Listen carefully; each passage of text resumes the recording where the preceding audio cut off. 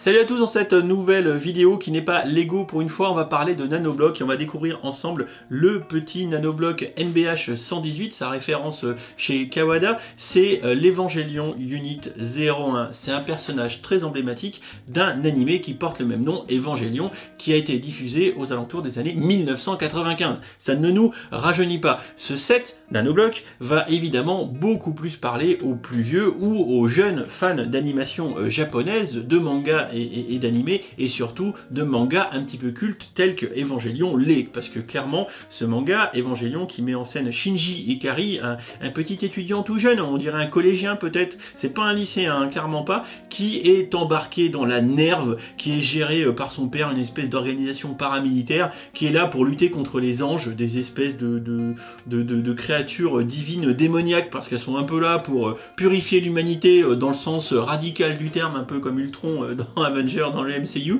et clairement du coup Shinji va être amené à piloter cette Evangelion Eva 01 pour la Unit 01, la première. Il y en a d'autres bien sûr qui vont être pilotés par d'autres personnages dans la série pour lutter contre les anges. On utilise donc ces mechas bio-organiques, enfin, c'est un petit peu bizarre puisque c'est un peu des structures humanoïdes. Il faut regarder l'animé clairement, si vous l'avez pas fait je ne peux que chaudement vous le conseiller, et c'est pour ça que je vous fais aussi cette vidéo aujourd'hui, parce qu'il y a peut-être certains d'entre vous qui versent dans l'animation japonaise, manga, papier ou animation, série télévisée bien évidemment, et là où Lego, la brique danoise qu'on aime tant, ne verse que très peu dans la japonisation, et bien Kawada étant une marque japonaise et l'animation, le manga étant très ancré culturellement parlant dans la culture, voilà, si c'est culturellement parlant, et bien on voit comme ici devant moi toute la gamme Nanoblock Pokémon, ou encore la gamme One Piece, ou encore la gamme DBZ. Bref, Nanoblock investit un terrain que Lego n'investit pas du tout. Dans cette vidéo, on va donc découvrir en long, en large et en travers cette Eva 01, et je vous propose de commencer tout de suite par la boîte, et on va regarder ensuite la review, et on se retrouve ensuite.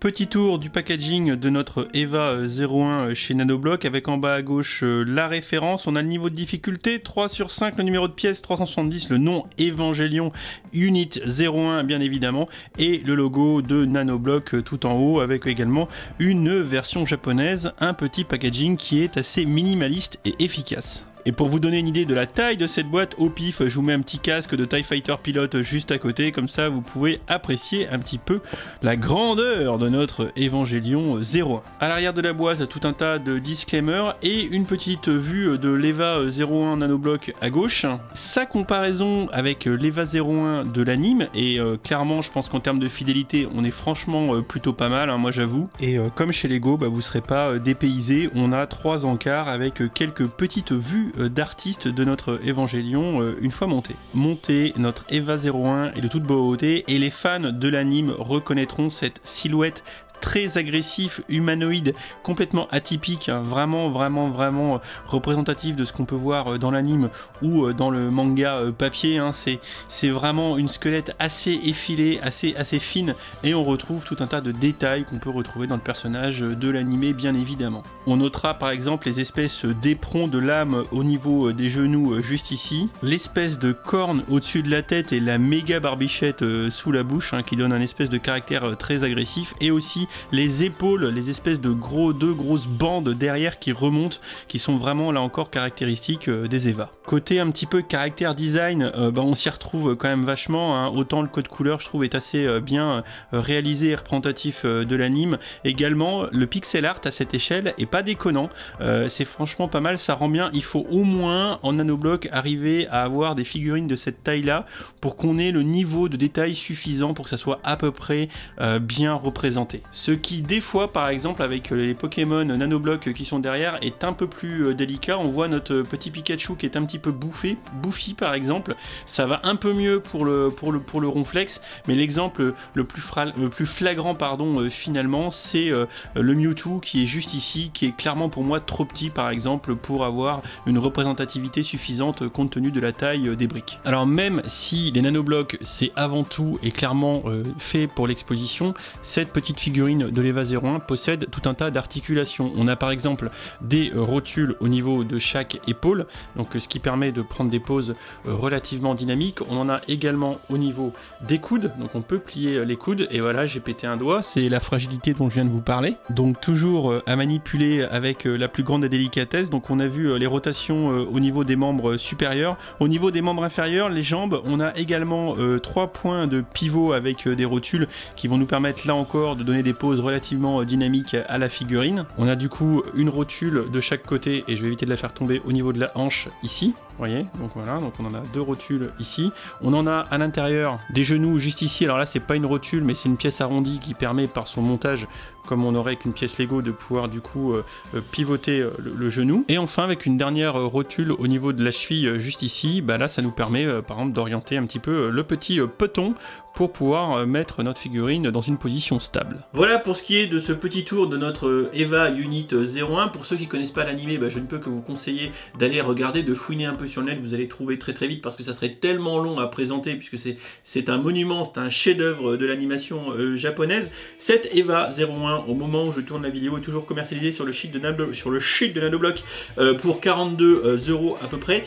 Du coup, bah, c'est clair que c'est un petit peu cher, hein. Vous le savez, si vous êtes des aficionados de la brique danoise, le rapport qualité-prix n'est pas du tout le même, mais c'est normal parce que on n'est pas du tout dans les mêmes volumes, on n'est pas du tout dans les mêmes tailles de pièces, les considérations techniques et commerciales sont vraiment très très éloignées les unes des autres, et là on est dans un produit qui ne présente aucune fonctionnalité de jouabilité, quelques fonctionnalités de mise en scène, on va dire ça comme ça, et surtout c'est de la collection pure et dure, et c'est quand même à destination d'un public plutôt adulte et surtout d'un public de connaisseurs, puisque tout le monde ne connaît pas Evangelion, là où tout le monde connaît Mario par exemple, ce qui est vraiment différent. D'ailleurs Lego qui se lance dans le Mario, donc là c'est petite contradiction avec ce que je vous ai dit un petit peu plus tôt. Bref, moi clairement, si je vous présente aujourd'hui cette petite Unit 01, c'est que j'ai lu quand j'étais plus jeune, quand je devais avoir 18 ans et quelques, j'ai vraiment poncé Evangelion, j'avais les mangas papier, j'avais tout, et vraiment c'est un univers qui était très intéressant. Alors c'est très perché comme histoire, hein, mais ça me plaisait beaucoup, et c'est un des mangas, des animes qui m'ont fait tomber dedans, parce que je suis un très gros consommateur d'animation japonaise,